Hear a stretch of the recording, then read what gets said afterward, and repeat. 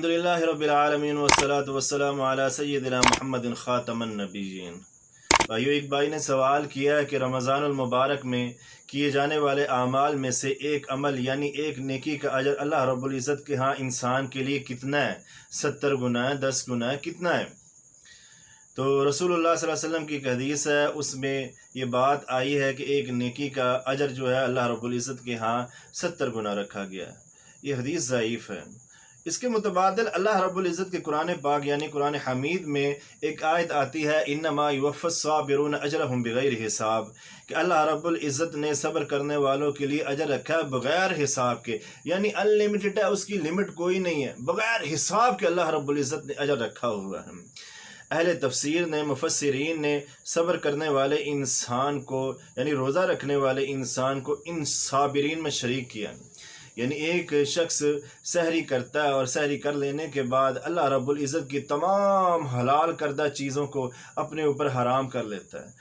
افطاری تک، اور وہ یہ کوشش کرتا ہے، گناہوں سے بھی بچتا ہے کہ میں نے اللہ رب العزت کی رضا کے لیے سب کچھ چھوڑ دیا ہے، ساری حلال چیزوں کو چھوڑ دیا، کوئی چیز نہیں کھا رہا، کوئی چیز نہیں پی رہا، کس لیے؟ وہ اللہ رب العزت کی رضا کے لیے، اس کی خوشنودی کے لیے لگا ہوا ہے۔ تو اللہ رب العزت نے فرمایا یوفی الصابرون اجرہم بغیر حساب، کہ ہم نے اس کے لیے اجر رکھا ہے بغیر حساب و کتاب کے۔ رسول اللہ صلی اللہ علیہ وسلم نے فرمایا کہ اللہ رب العزت نے روزے دار کے لیے بات ارشاد فرمائی ہے، الا الصوم فانہ لی وانا اجزی بہ، جو روزے دار ہے، روزہ رکھنے والا ہے، اس کے لیے میں جزا خود ہی ہوں، یعنی جو روزہ رکھتا ہے اس کے لیے جزا اللہ خود ہے، یعنی اللہ کی خوشنودی ہے، اللہ تعالیٰ کی رضا ہے۔ کہ کتنی اللہ رب العزت کی انسان کے لیے، روزہ رکھنے والے کے لیے کتنی جو ہے وہ جزا ہوگی، اللہ رب العزت کی کتنی خوشنودی ہوگی۔ جب مالک کائنات اس انسان سے اتنا زیادہ خوش ہوگا تو آپ یہ سوچیں کہ تصور کریں کہ اللہ رب العزت نے اس انسان کے لیے کتنا اجر رکھا ہوگا۔ رسول اللہ صلی اللہ علیہ وسلم نے قرآن پاک کی اس آیت کو پڑھتے ہوئے فرمایا، من جاء بالحسنۃ فلہ عشر امثالھا، کہ جو شخص ایک نیکی کو لے کے آتا ہے اللہ رب العزت کے ہاں اس کی خوشنودی کے لیے، اللہ رب العزت کی رضا کے لیے، تو اللہ رب العزت اس کی ایک نیکی کو 10 گنا بڑھا کر کے لکھ دیتے ہیں۔ اسی طرح رسول اللہ صلی اللہ علیہ وسلم نے فرمایا، من صام رمضان ایمانا واحتسابا غفر له ما تقدم من ذنبہ، آپ صلی اللہ علیہ وسلم نے فرمایا جو انسان ایمان کے ساتھ اور اس ثواب کی نیت کے ساتھ ماہ صیام کا روزہ رکھتا ہے، اللہ تعالیٰ اس کی زندگی کے سابقہ زندگی کے تمام صغیرہ گناہوں کو معاف فرما دیتا ہے۔ یہاں پہ ایک بات نوٹ فرما لیجئے کہ آپ کی جو سیئات ہیں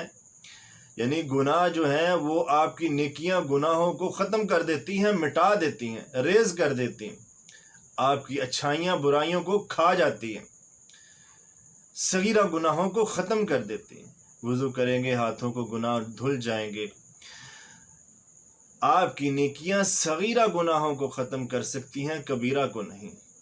تو کبیرہ گناہ جو ہے وہ توبہ سے ہی اس کی معافی ہوگی، تو کبیرہ گناہوں کے لیے معافی مانگنی چاہیے۔ تو روزہ یہ نہیں ہے کہ آپ سحری کر لیں اور سحری کر لینے کے بعد نماز نہ پڑھیں، سو جائیں، ظہر بھی نہیں پڑھی، عصر بھی نہیں پڑھی، مغرب بھی نہیں پڑھی، افطاری ٹائم اٹھے، افطاری کی، پھر نماز پڑھی نہ پڑھی، پھر کھیل کود میں مصروف ہو گئے، ساری رات جاگے اور دن کو سوئے اس لیے کہ روزہ مجھے نہ لگے، روزہ گزر جائے۔ اس چیز کا کوئی نام روزہ نہیں ہے،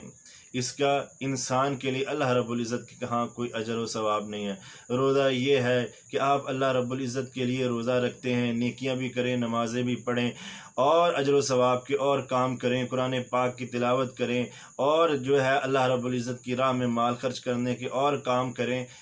اسی میں بھلائی ہے۔ اس انسان کے لیے اللہ رب العزت کے ہاں اجر جو ہے وہ بغیر حساب و کتاب کے ہے۔ وما توفیقی الا باللہ علیہ توکلت و الیہ انیب۔